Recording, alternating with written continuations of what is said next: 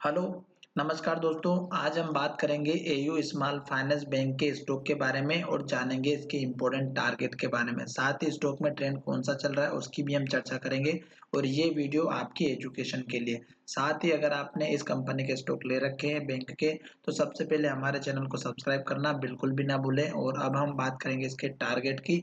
और अगर आप मेरे किसी भी वीडियो को देखने के बाद स्टॉक में ट्रेड करते हैं तो अपने फाइनेंशियल एडवाइजर से जरूर कंसल्ट करें। अब यहाँ पर देखिएगा, जो लास्ट टाइम पे जो स्टॉक में ट्रेडिंग की गई है उसमें हमें देखना है सबसे इम्पोर्टेंट पॉइंट जो यहाँ पर मुझे दिखाई दे रहा है। डिलीवरी का परसेंटेज 50 का है जो कि बहुत ही अच्छा है। और दूसरा यहाँ पर है वीवेप 862 का और स्टॉक की प्राइस है 875 पे। तो ये हमें पॉजिटिव इंडिकेशन दे रही है। और साथ ही यहाँ पर जो वॉल्यूम है वो 7 लाख के आसपास है जो कि बहुत ही अच्छा एवरेज वॉल्यूम आया हुआ है।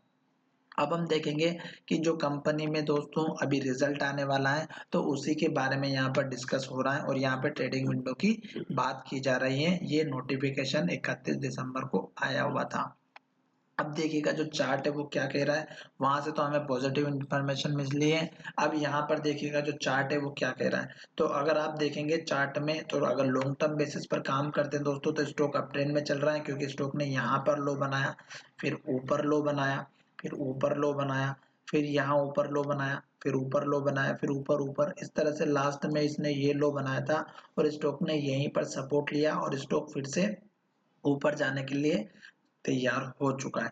अब देखिएगा यहाँ पर जो लास्ट की जो कैंडल बनी है, अगर आप उसको देखेंगे तो ये कैंडल हमारी हैमर बनी है और इस कैंडल का जो लो है अगर आप देखेंगे तो दोनों दिनों का सेम है। और स्टॉक इस लो को ब्रेक नहीं कर पाया और स्टॉक अब ऊपर की तरफ जाने के लिए तैयार हो चुका।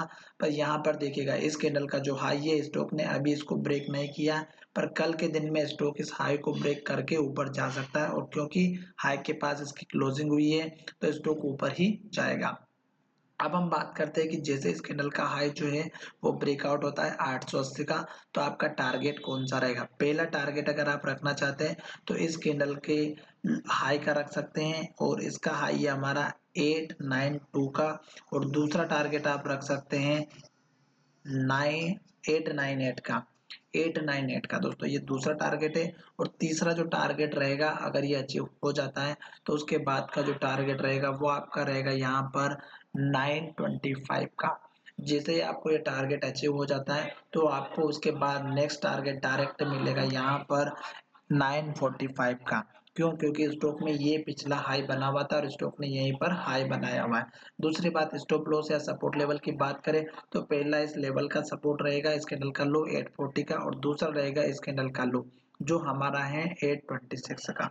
और ये जो लो बना है दोस्तों अगर आप देखेंगे तो ये उस दिन की कैंडल है जिस दिन मार्केट में बहुत भारी गिरावट आई थी और स्टॉक ने यहाँ पर जो हाई बना हुआ है दोस्तों, यहाँ जाकर के सपोर्ट लिया हुआ है। आपको दिख रहा होगा इस कैंडल का हाई यहाँ पर जाकर के लो बना है।